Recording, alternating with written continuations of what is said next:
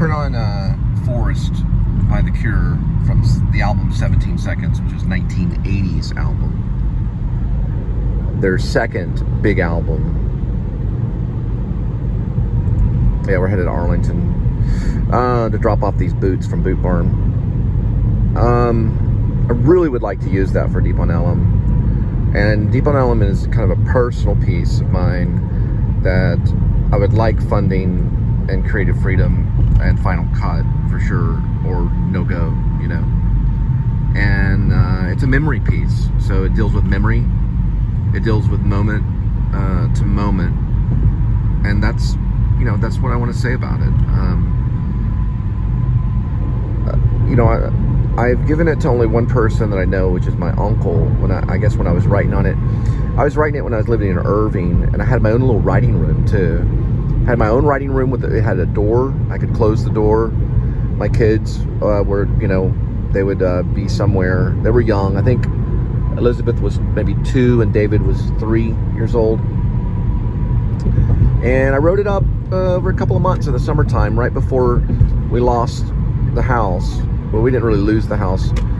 We had a rent house that we were trying to buy, and one of the characters that's kind of mentioned in the script was he deals with foreclosed homes. And I talked to him. He went to Richland High School. I'll tell his first name. His name is Dan. He was kind of a friend of mine. He liked Julie. Julie and him ended up getting married and starting a family. And I knew both of them. Julie was like my really, really good friend.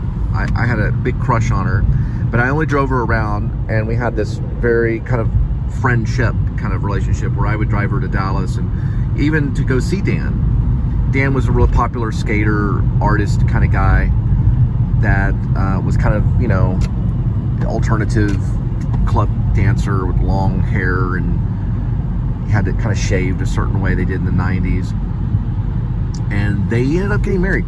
Now, she was dating this other guy at the time that was from like kind of like the outside of Fort Worth area, and he tried to commit suicide. I may add that in the script.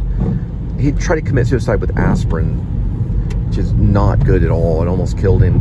And we all had to go to the rehab to visit him. And I told Dan about it, and Dan didn't really know how to respond. And his response was kind of flippant. So I went to Julie and told him the response, and Julie kind of just like a wife would have kind of scolded him a little bit. He got mad at me about it and wanted to attack me one time in the bathroom at Richland High School, but he didn't. And then he told me, he confessed to me that he was gonna, you know, like hit me in the bathroom. And he told me, you know, it's in the movie. It's towards the end of the movie. And yeah, his character's in the movie. And he says, you know, to me, he says, you know, I was gonna beat you up in the bathroom, you know. And I was like, well, what's up? And he goes, you know, because what you said to Julie, you know, those kinds of things make me mad. But he didn't. And he told me that he had that thought of doing it, which I thought was a cool moment in my life. Because the first time anyone had come up to me and told me that they were going to do something very harmful to me, but didn't, you know, which I thought was a cool move on his end. Now, he ended up later on marrying Julie, and they started a family. Which is, you know, I'm cool with it. Julie was a friend. She was kind of a peer. We had typing class together, which I still use typing today. And she told me a lot about Andy Warhol, and which I was interested in, and I was gonna do research on my own. I think she had done a paper on Andy Warhol, or I was going to do a paper on Andy Warhol, and we would also watch 120 Minutes together, Matt Penfield. We'd eat cheese and crackers. We had a lot of little moments. I was kind of ducky, you know, in 16 Candles, sorry, in Pretty in Pink. John Hughes, Pretty in Pink. I was like ducky, so I was just like a friend only. And then we would watch 120 Minutes together, and we'd eat crackers and cheese. And then one time around New Year's, we had gone out to Dallas, whatever, and I had made a microwave pizza for her, and we listened to U2's New Year's Day. Dun, dun, dun, dun. You know that one? Dun, dun, dun. and we had like microwave pizza, and I told her one time in her room, and Dan would always be calling her and stuff, and she was always talking to Dan. But I told her in her room one time, I said, you know, Julie, I like you, you know. And you know what that means. Back then, if you said I like you, that meant that you were like in love with them, or you had strong feelings for them. And so she knew, you know, that I had feelings for her, but I said, you know, I think I like you, you know, which of course you like everybody, but then she goes, well, I don't feel that way about you, you know. She was basically telling me she didn't like me. But I was like, well, I'll be your friend anyway. I'll still take you around. And Westbrook Johnson's in it too. He knew that I really liked her, and told me one time, he said, you know, if Julie shaved her head and painted her skin green, you'd still like her. But, you know, it was just an infatuation, you know. Who knows if I really did. I was young. But it is kind of a love letter to that young puppy love kind of thing. And I like the fact that Ashley Cole's character only, you know, likes her. He doesn't really hook up with really anyone. Not that I can think of. He might. I'd have to go back and read the script. There might be a moment, because I did have another girlfriend, or I had like a real girlfriend, like a lover. You know, we were never lovers. We were only friends. But there was another girl named Angela that I was a lover with, and then there's some other girls that are mentioned and stuff. But that's all I wanted to say about that. Was I like the fact that Ashley Cole's character is looking kind of for love in a way, but he only finds friendship, and that's kind of an important thing, even though there are like some very serious scenes in there that I wanted. There's a sex scene in there with these, they're not, well, at the time we were teenagers, so that's all I want to say on that one. There's also a scene where they're smoking marijuana. There's scenes where they're mosh pitting around and stuff. So it's going to be a rough film where they'd have to be 18 and up to be in it, and it deals with mature subjects. But it's kind of making a comment a little bit about how these kids became adults very quickly, even in their young teenage years of being 16. They were acting like 30-year-olds, you know, and they were acting like some of the characters in Less Than Zero. Have you ever seen Less Than Zero with Robert Downey Jr.? Even though they were like 16 and stuff. They were dealing with serious issues. We were dealing with drug issues. Their kids were going into rehab. Look in the late 80s and how many drug problems. Plano had a horrible problem with it. A horrible problem. It was $1 billion heroin problem. Luckily, we avoided the heroin, but we didn't avoid the ecstasy, and we didn't avoid the LSD. We did not avoid that. We did get on the LSD, and we got on the ecstasy. It's still even evident today. Ecstasy is even evident today. It's still being used today. And you know, I'm not like, you know, they're using it as like a medicine for post-traumatic stress disorder. But you know, it deals with these issues that I think are important to address with what kids went through in the late 80s and how it affects our generation now. There was a major drug problem in Dallas. It was a major drug problem that was going on. These kids were right, and I've seen like some really crazy stuff when I was younger. These kids on drugs, you know. But luckily, we avoided heroin. We avoided that. You know, we didn't get involved in that. We didn't get involved with cocaine. I didn't see any cocaine. And then occasionally marijuana, but we all kind of thought marijuana was kind of stupid. We wanted to fry, you know, on LSD and stuff. And that's kind of what Deep on Ellum is, like a version of like White Blotter. It's a fictional LSD that goes around Deep Ellum in the script.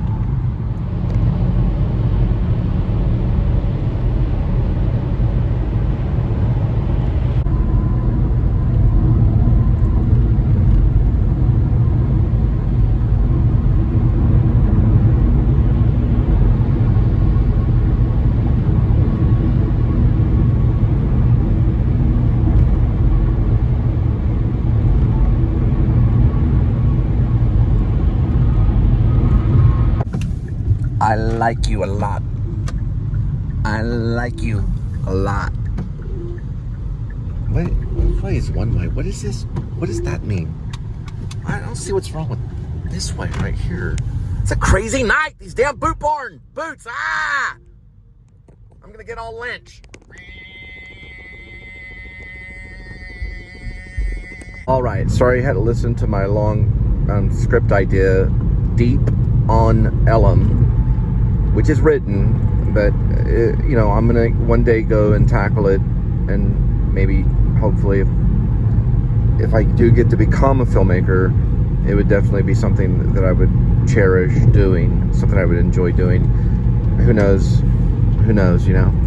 Maybe it's only going to be published as a screenplay, or at least printed. Maybe it'll become a movie. It would be nice. It's wonderful to be able to recreate a memory. It's what you do in plays and theater and movies. You can recreate a memory. Like, it can become alive again, it says in the Bible, I believe in Psalms, I want to say, I think it does say in Psalms, and maybe Proverbs, maybe Proverbs. Yeah, I think it's Proverbs. Okay, it's Proverbs. But it does say to be with the love of your youth. It does say that in the Bible. Meaning to choose the love of your youth. That's the woman that you fell in love with when you were young. The Bible says that.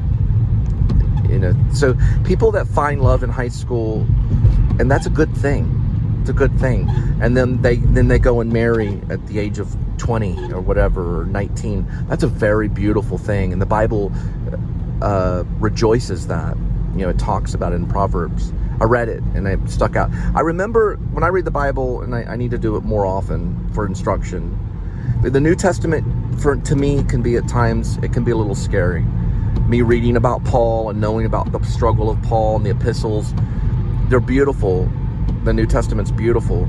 But Paul was under great duress when he wrote it, and I can feel that duress. And it bothers me sometimes. Even though I love Corinthians, I love going back and reading Ephesians, especially Ephesians 5:22. But those were his last moments. You're hearing his last breaths. And it's hard for me. When I really was told to study the Bible, when I went to MacArthur, I got baptized by people that study it every day. There were good moments. And you listen, there's no better relief from anxiety than the Bible. And knowing that you're saved by this thing that's greater than all of this disaster, that you're saved from this evil world, and that you're going to rise above all of it. That's what the Bible teaches us as Christians, and that's greater than all of it. The struggle of wanting to be great, and the struggle of wanting all these things. But the Bible is so important. It's an instruction manual on how to get out of anxiety. You can try all the drugs you want, but I'm telling you, you're going to need the help of Jesus. But what I'm trying to say is that I went through a time where I had a Bible lesson plan. I had a Bible reading assignment every night. I used to lay in my children's room when they were going to sleep, and I'd read the Bible. I had this little light. No, actually, no, it was on my phone. It was my Samsung. And I would turn on my phone and I would read the Bible. I'd read the New Testament, and I'd read assigned Old Testament stuff, and I would read, and it would cross, and I'd study. You cross the Old Testament and the New Testament together. You combine the two, and you do those things when you're doing it on a Bible lesson plan. Then your instruction is given, and some of it you understand, some of it you need help with, because there's difficult stuff in the Old Testament that you have to have an interpreter. We had an interpreter at MacArthur who is Art Bunton, and believe it or not, his son worked with Richard Linklater in Boyhood. He played one of the bullies, which I thought was interesting. So you have the world that will try to take you away from God's word, and you have the world that will try to interrupt or interfere with God's will. But I know God wants us to do two things from the New Testament. He wants us to heal, and he wants us to baptize.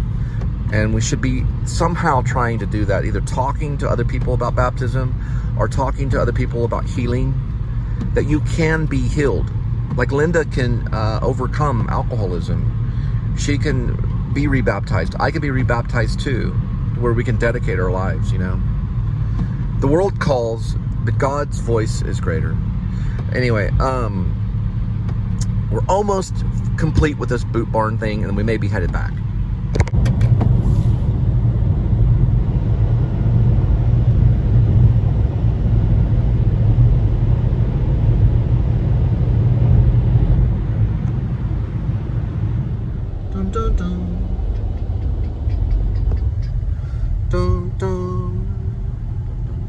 dun dun dun dun dun dun dun dun dun dun.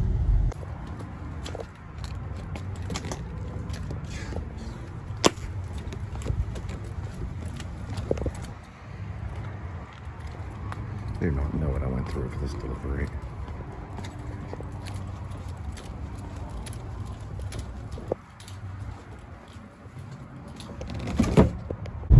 You know, I think your personal pieces sometimes can be disliked, or they can be controversial, just like Spielberg doing The Fabelmans. You know, there's probably people out there that really didn't like that. I gave it a good review, but it's a tough piece because it was dealing with real memories of Spielberg. You can tell. You can tell when you see a film that's dealing with real memories. And The Fabelmans was real. You know, Spielberg did it. I got to do a review on it. I got to watch it and everything. And Scorsese made some comments about it. And like everybody talked about it. And, you know, it wasn't the most favorable piece. It wasn't like Schindler's List, which Spielberg heard about. You know, he heard it from witnesses on Schindler's List. And was also a powerful piece, but in a different way. And it made a bigger impact probably on Spielberg's life than The Fabelmans, but maybe not. You know, I heard he was in tears when he was making Fabelmans. It's hard to do a memory piece for some reason. It doesn't always land on the 35 millimeter or the film. It doesn't always land correctly because it's literally like drawing a memory. And it's not the most favorable thing. And sometimes, to me, I thought Fabelmans was a very good piece, but probably had a bigger impact on Spielberg than it did maybe on the audiences, because he knows those memories. They're real to him, and he was trying to make something very real to him real to you, which is hard to do. It's what the actor does when he's on stage, but you don't see it because it's going on in the actor's head and in his heart, and it's going through his body. An actor that's very, very good is revealing those memories, and you see it and it rings true, even though he's representing something else. And that's what the filmmaker usually does. George Lucas, when he did Star Wars, there's somewhere in there, is probably his high school sweetheart somewhere. Maybe Princess Leia, maybe not, I don't know. Do you see what I'm saying? So they can hide behind this character, just like the actor is representing, you know, Gary Oldman is playing Lee Harvey Oswald, but he's probably using some of his own life when he felt like a patsy. You know, it's the same. The filmmaker gets to do these films that either are sci-fi or they're about a werewolf or whatever. But whenever they start speaking about their own personal stuff, it's hard. You know, it's hard. American Graffiti, which was George Lucas, probably was a lot of that going on quite a bit. And that went on a lot of times from George Lucas all the way till now. We do have our memory pieces. Fabelmans was another one I was mentioning that because Spielberg recently did that and got a lot of attention.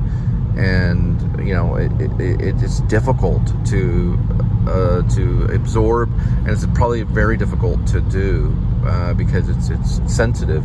You don't want to mess up reliving a memory or recreating a memory. And Roma, which won Best Foreign Film, was recreating a memory. That's what the filmmaker was trying to do. He was trying to recreate a memory. It was from memory.